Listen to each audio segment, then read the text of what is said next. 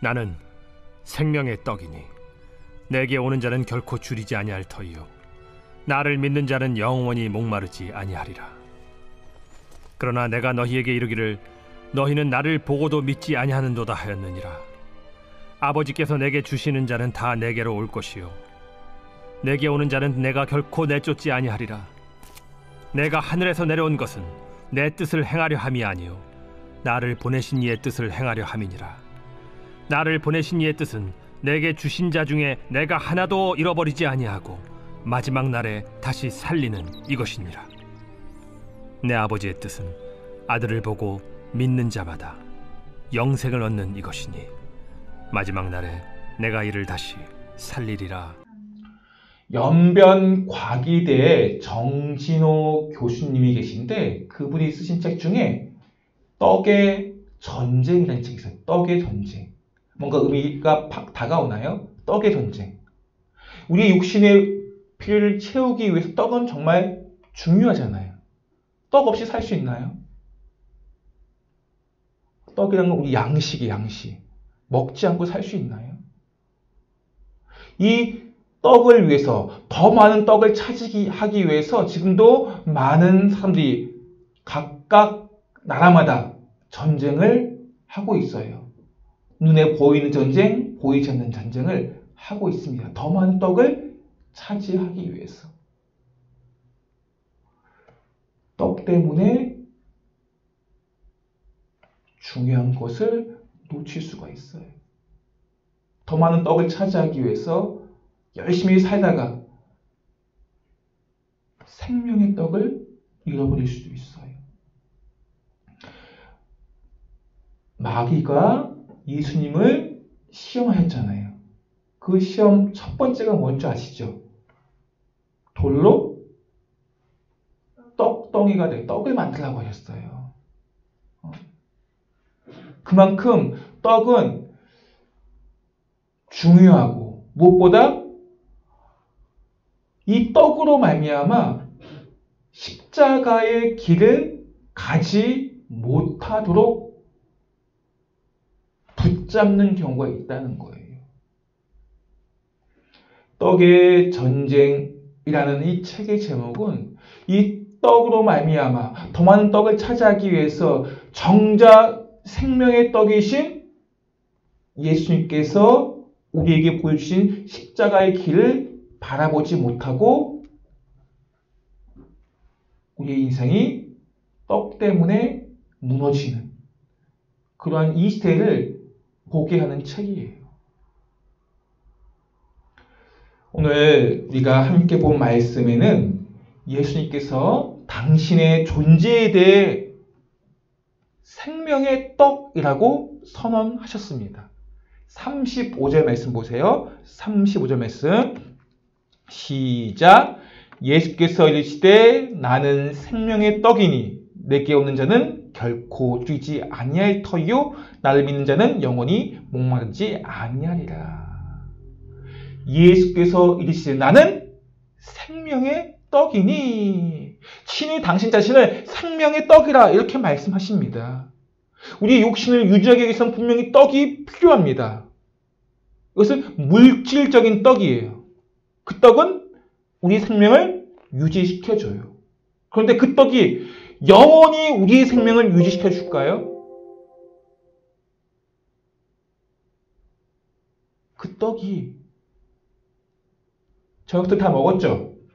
그 양식이 나의 생명을 유지시켜 주는데 그 양식이 나의 생명을 영원히 유지시켜 주냐? 이 말입니다.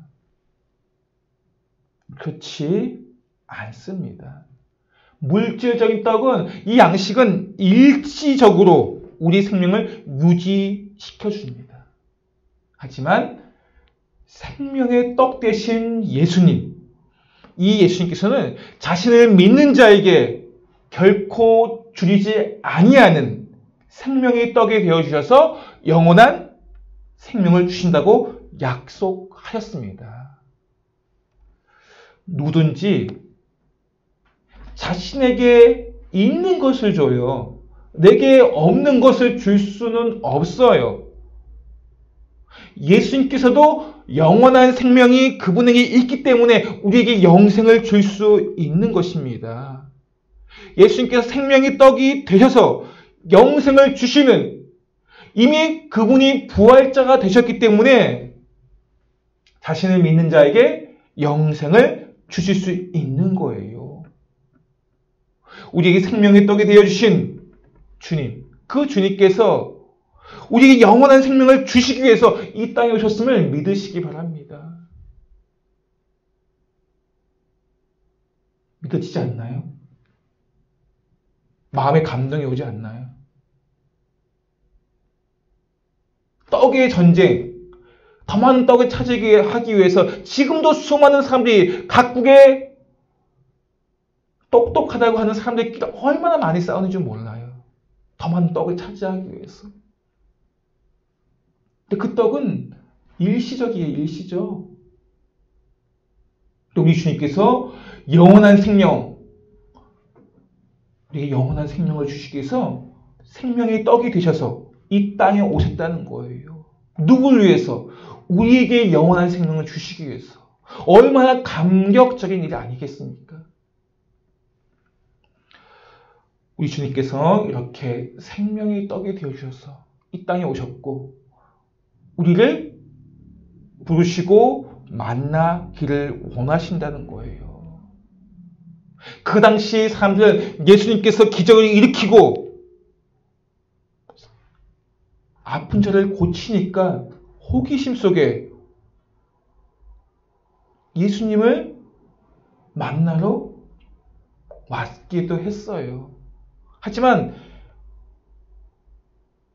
부르심은 우리 모두에게 있는 거예요.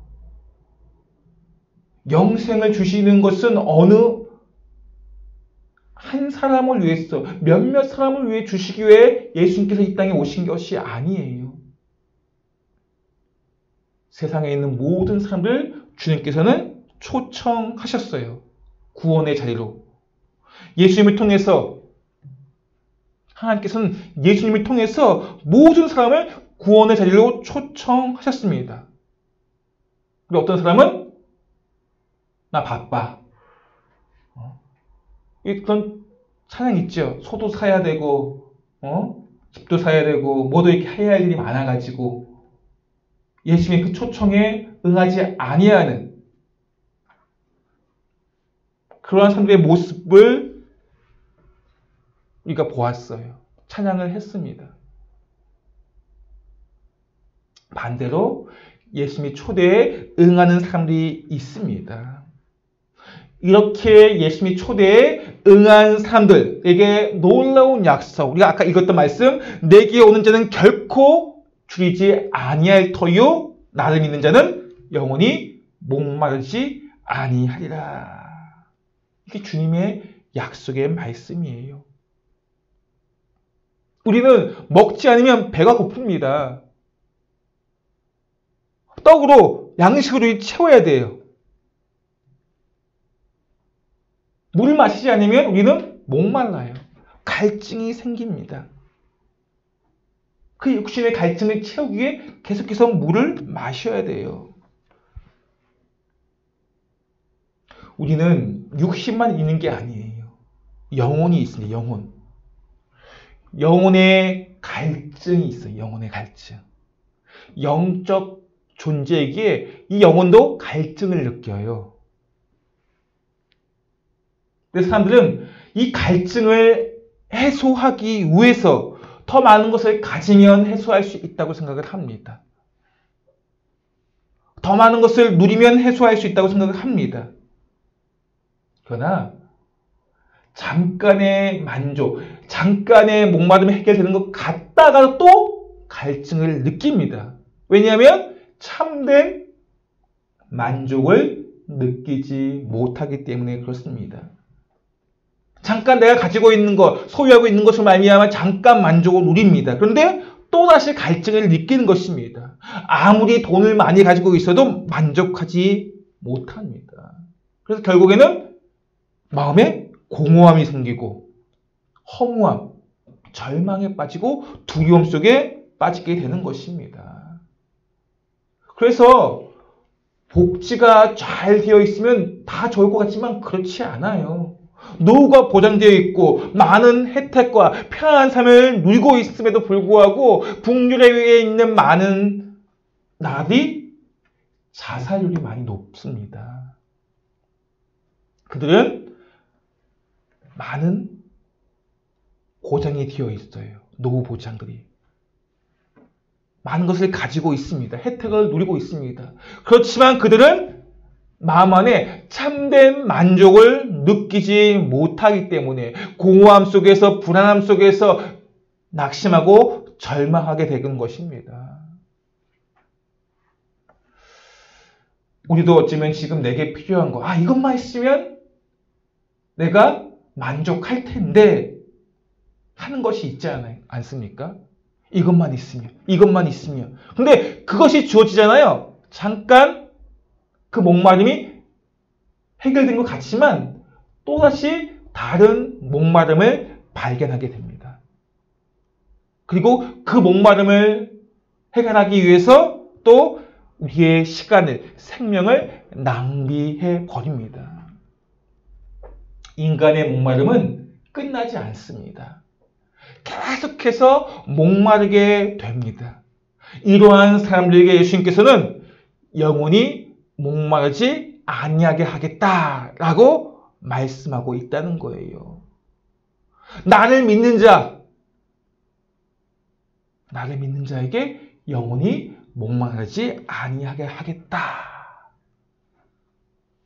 그래서 예수님을 믿는 사람들에게는 눈에 보이는 소유가 없어요. 가진 것이 별로 없다 할지라도 참된 만족과 기쁨이 그 안에 있다는 것입니다.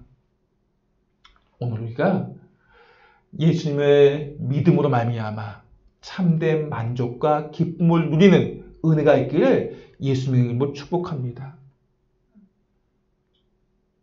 그렇지 않으면 우리는 이 갈증을 해결하지 못하기 때문에 얼마나 짜증이 나고 불만스럽고 얼마나 힘이 든지 몰라요. 왜 이것 안 주지? 이거 필요한데 하면서 불평합니다. 여러분들 이스라엘 백성들이 애굽에서 나와 출애굽할 때 보셨잖아요. 처음에는 그래도 노예에서 해방됐으니까 좋았잖아요. 근데 배고픔과 목마름 때문에 어떻게 됩니까? 불평이 생기잖아요. 우리도 마찬가지예요.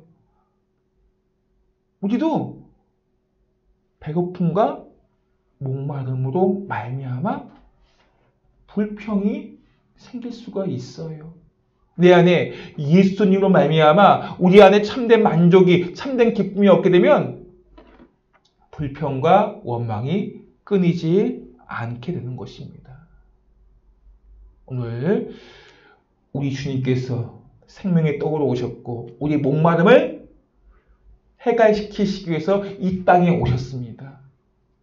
그 예수님을 믿음으로 말미암아 우리가 참된 만족을, 기쁨을 누리시기를 바랍니다. 그런데 사람들은 생명의 떡이 되기 위해서 이 땅에 오신 예수님을 믿지 않는다는 거예요. 유대인들. 여러분, 유대인들 우리가 부러워하는 민족 중에 하나예요. 왜냐하면 노벨상을 받은 가장 적은 인구수가 많지 않아요. 그럼에도 불구하고 노벨상을 받은 퍼센테이지는 아주 높습니다. 세계 유수의 나라들의 재정을 좌지우지하는 사람들이 바로 유태인이라고 그래요. 유태인. 그런데 유태인이 살고 있는 이스라엘은 복음이 시작되었지만 재전도 국가예요. 영국도 마찬가지고요. 선진국이지만 지금 영국은 오히려 이슬람이 더 많아요. 지금. 영국 역시 복음이 빨리 전파되어진 곳이지만 재전도 국가입니다. 이런 유대인들 가운데 마음이 강팍하고 완고한 사람들이 많았습니다. 오늘 본문에도 예수님이 행하신 일을 보았음에도 불구하고 믿지 아니했다고 기록을 하고 있어요. 36절 말씀 보세요. 그러나 내가 너희에게 이르기를 너희는 나를 보고도 믿지 아니한도다 하였느니라. 예수님이 행하신 일 보고 들었습니다. 그럼에도 불구하고 너희들이 나를 믿지 않는다. 왜 그럴까요? 하나님의 말씀을 들었어요. 예수님이 행하신 일을 보았습니다. 그럼에도 불구하고 예수님을 믿지 않는 이유는 왜 말씀에 반응하지 않을까요? 왜 그럴까요? 여러분들,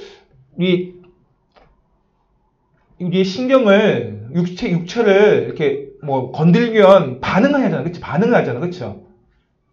무릎 같은 데 치면 자동으로 반응하기도 하고, 반응을 해요. 신경이 살아있으면. 근데 신경이 마비된 자는 반응하지 못해요. 영적으로 마비가 되어 있으면 말씀에 반응하지 못해요. 영적으로 무지해도 말씀에 반응하지 못합니다. 우리는 내가 어떤 가운데에 놓여있는가 돌아보셔야 돼요. 영적으로 마비가 되어 있지는 않는가? 영적으로 무지하지는 않은가? 그런 가운데 놓여 있으면 말씀과는 상관없이 내 마음 내 뜻대로 하나님의 구원과도 멀어질 수밖에 없는 것입니다. 우리 안에 완고함이 있어요. 강팍함이 있습니다. 영적 무지함 속에서 완고함과 강팍함 속에서 하나님의 말씀을 듣지 않는 거예요. 보고도 믿지 않는 것입니다. 아무리 똑똑한다 할지라도 영적인 것에 대해서는 알 수가 없어요. 노벨상을 받았다 할지라도 아무리 좋은 대학, 좋은 기업에 취업하는 그런 탁월한 학생이라, 그런 탁월한 사람이라 할지라도 영적인 것에 대해 무지할 수가 있다는 거예요. 그러한 사람들은 생명을 건지움 받지 못합니다. 반면에 아무리 세상의 지식은 보잘것 없어도 학문에 대한 지식이 무지하여도 영적인 깨달음이 있을 수가 있습니다. 예수님은 나의 구주, 나의 하나님. 옛날 분들은 배운 게 별로 없어요. 대학도 나오지 못했습니다. 그럼에도 불구하고 영적인 깨달음이 있어요. 영적으로 아주 민감하게 반응을 하십니다. 이러한 사람들은 하나님의 백성이 되어서 영원한 생명을 소유할 수 있는 것입니다. 이런 영적인 깨달음은 개인의 능력이나 힘으로 되는 것이 아닙니다. 사람에게 선택권이 있는 것도 아니에요. 37절 말씀 볼까요? 시작. 아버지께서 내게 주시는 자는 다 내게로 올 것이요 내게 오는 자는 내가 결코 쫓지 아니하리라. 아버지께서 내게 주시는 자는 다 내게로 올 것이요. 누가 예수님께로 나아갈 수 있다고 성경을 기록을 하고 있습니까? 아버지께서 내게 주신 자. 다시 말씀드리면 하나님의 선택을 받은 자예요. 여기 잘 주목하셔야 돼요. 하나님의 선택을 받은 자. 여러분, 하나님께서 선택하셨나요? 잘 모르겠어요? 여러분, 열심히 뭔가를 해서 나는 선택받은 사람 같이 느껴지지는 않아요? 아니면 나는 뭔가를 못했기 때문에 혹시 버림받은 것 같지는 않나요? 이것을 우리는 신학적 용어로 선택과 유기라고 해요. 선택과 유기. 하나님께서 에서를 선택하지 않고 야곱을 선택하셨어요. 야곱이 똑똑해서 잘나서 야곱을 선택하고 에서가 모자라서 에서를 선택하지 않은 것일까요? 그렇지 않습니다. 이것을 하나님의 주권이라고 해요. 하나님의 주권. 누굴 선택했는지, 누굴 유기했는지는 아무도 모릅니다. 우리 중에. 그러나 그것은 하나님의 주권이라는 것입니다.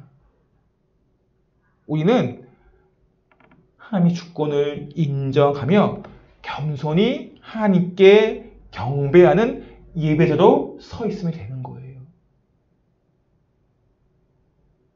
내가 지금 나의 인생에 대해서 이렇게 계획하고 이렇게 준비하고 이렇게 할 거야 라고 내 마음 내 뜻대로 할 수가 없잖아요.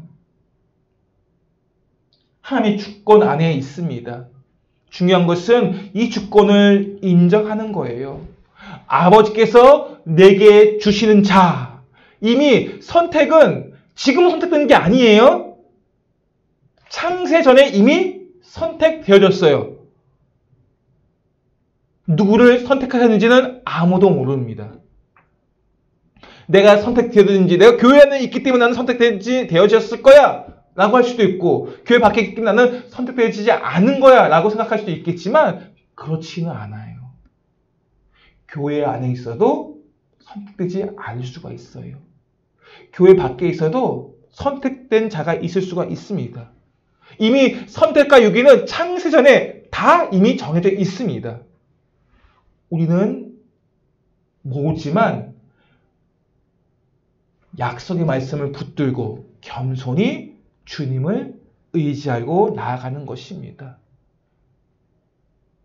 그래도 우리가 기억해야 할 것은 예수님을 거부하지 않고 영접하는 가운데 있다면 그것이 축복이라는 거예요.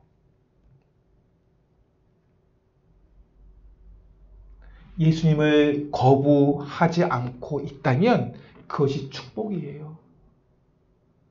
예수님을 거부하는 자가 있어요. 예수님 싫어. 그게 아니라 그것 이상으로 예수님에 대해 배척하는 그러한 사람들이 있습니다. 우리는 그런 가운데 있지 않아요. 우리가 선택되는지는 잘 모르지만 그래도 내가 예수님을 거부하지 않기에 이 자리에 있는 줄 믿습니다. 그러면 우리는 축복을 받은 존재예요.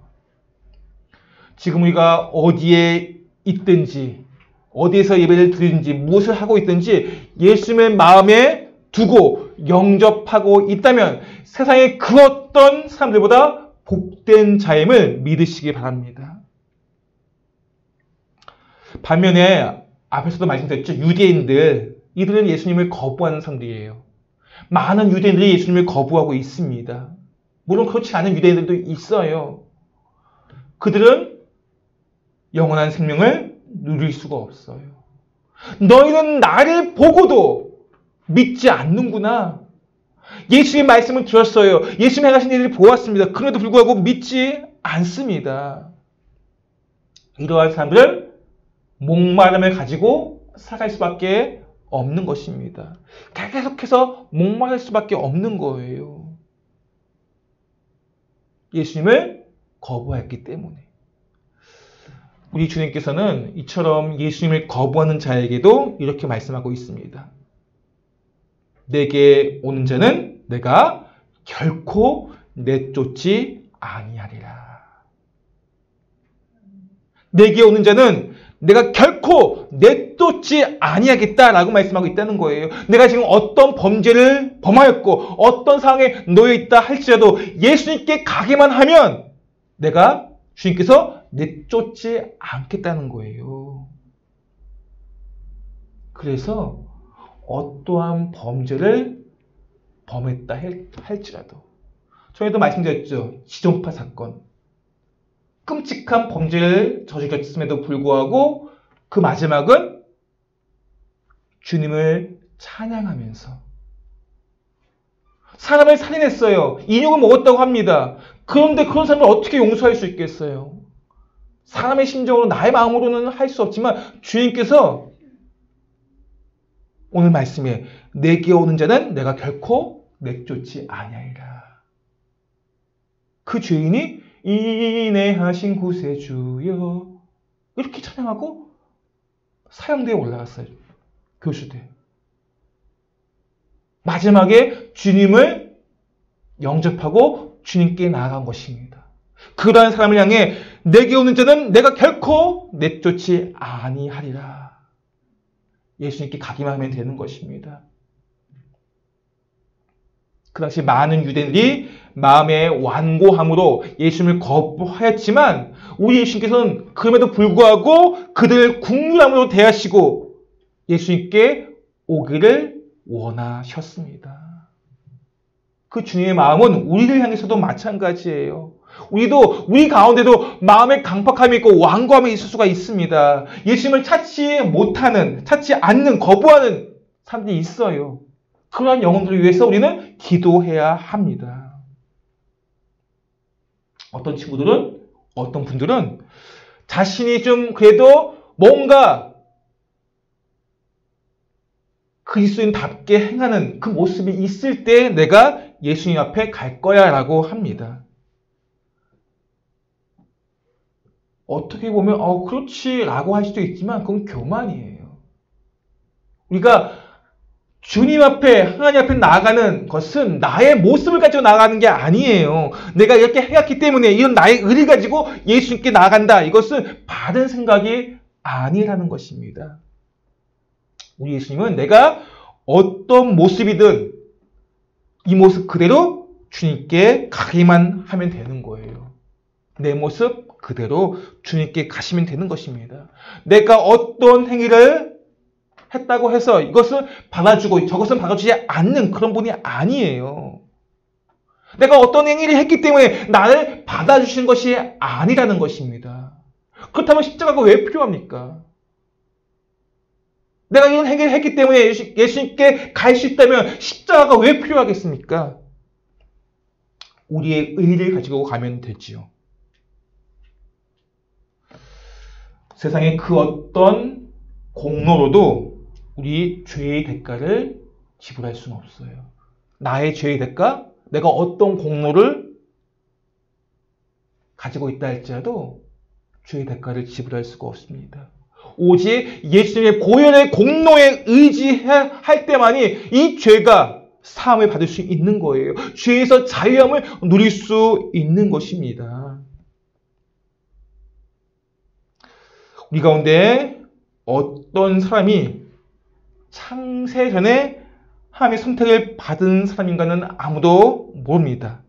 단지 우리 주님께서 나를 위해 이 땅에 오셨고 우리를 위해 이 땅에 오셨습니다. 우리를 구원하시기 위해 십자가에 달리셨다는 거예요. 우리는 그 보혈의 공로에 의지하여 주님 앞에 겸손히 나아가기만 하면 되는 것입니다. 우리는 나를 위해서 기도하셔야 돼요. 내 마음이 완고해지지 않도록, 강팍해지지 않도록 기도하셔야 돼요. 우리를 위해, 서로를 위해서. 겸손히 주님만 의지하며 우리가 하나님의 긍휼을 바라보면서 주님께 나아갈 때 생명의 떡이 되신 주님께서 우리에게 영원히 목마르지 아니하게 하시며 영원한 생명을 주신다는 것입니다. 이제 말씀을 정리하도록 하겠습니다. 하나님 아버지께서 예수님께서 우리를 주신 자로 우리가 택함을 받았다면 오늘 말씀해 보시면 아버지께서 내게 주신 자는 다 내게로 올 것이요. 하나님 아버지께서 예수님께 주신 자로 내가 택함을 받았다면 이제 우리가 예수님께 나아갈 때 그냥 나아가는 것이 아니라 주님의 사명을 함께 가지고 나아가는 자가 되어야 합니다. 주님께서 이 땅에 오신 목적이 뭘까요? 왜 이 땅에 오셨습니까? 39절 말씀 볼까요? 시작. 나를 보내신 이의 뜻은 내게 주신 자 중에 내가 하나도 잃어버리지 아니하고 마지막 날에 다시 살리는 이것이니라. 주님께서 오신 목적과 하나님께서 보내신 뜻과는 같아요. 주님의 마음과 아버지 하나님의 마음은 같기 때문에. 예수께서 이 땅에 오신 목적은 하나님 아버지께서 택하신 영혼, 택하심을 입은 성도, 그들을 보호하고 마지막 때 그들을 다시 살리는 것이라고 말씀하셨습니다.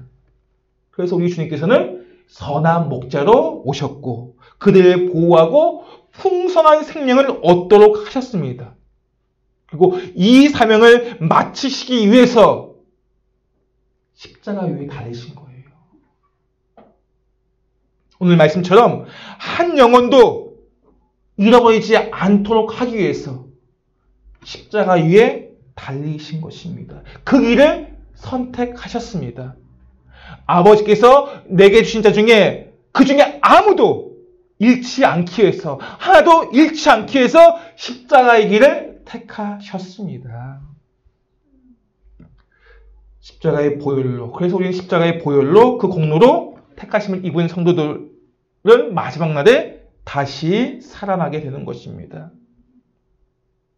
예수님께서 십자가에 죽으시고 다시 부활하신 것처럼 택하신 성도들도 마지막 때 그날에 다시 살아나게 됩니다. 택하신 자의 완전한 구원이 이루어지게 된 것입니다. 오늘 이 말씀을 우리의 마음에 새기시면서 예수님께서 당신에게 아버지께서 주신 영혼들을 한 영혼도 놓치지 않게 해서 십자가의 길을 걸어가셨다고, 선택하셨다고 말씀하셨어요. 우리에게도 그 사명을 감당해야 할 사명이 있는 거예요. 내게 맡기신 영혼도 있습니다. 그 영혼들을 놓치지 않기 위해서는 어떻게 해야 합니까? 우리는 어떻게 해야 할까요? 주님께서는 그 영혼을 놓치지 않기 위해서 십자가의 길을 걸어가셨습니다. 선택하셨어요. 우리도 그 길을 걸어가는 것에 대해서 두려워하지 아니하고 그 길을 주님과 함께 걸어갈 준비를 해야 된다는 거예요. 내 힘으로 할 수 없어요. 십자가의 길 걸어가는 것. 우리 주님께서 우리를 붙잡아 주시기 때문에 그 길을 걸어갈 수 있는 것입니다. 내게 맡기신 영혼, 그 영혼이 영생을 얻어 마지막 날에 구원을 얻어 다시 살아나는 것, 이것이 우리를 보내신, 주님을 이 땅에 보내시고 나를 보내신 하나님의 뜻입니다. 우리 마지막으로 40절 말씀 읽고 마치도록 하겠습니다. 시작. 내 아버지의 뜻은 아들을 보고 믿는 자마다 영생을 얻는 이것이니 마지막 날에 내가 이를 다시 살리리라 하시니라. 아멘. 이 말씀 우리 마음에 새기면서 하나님의 뜻을 깨닫고 사명을 감당하는, 생명을 살리는 그러한 은혜가 우리 모두에 있기를 예수님으로 축원드립니다.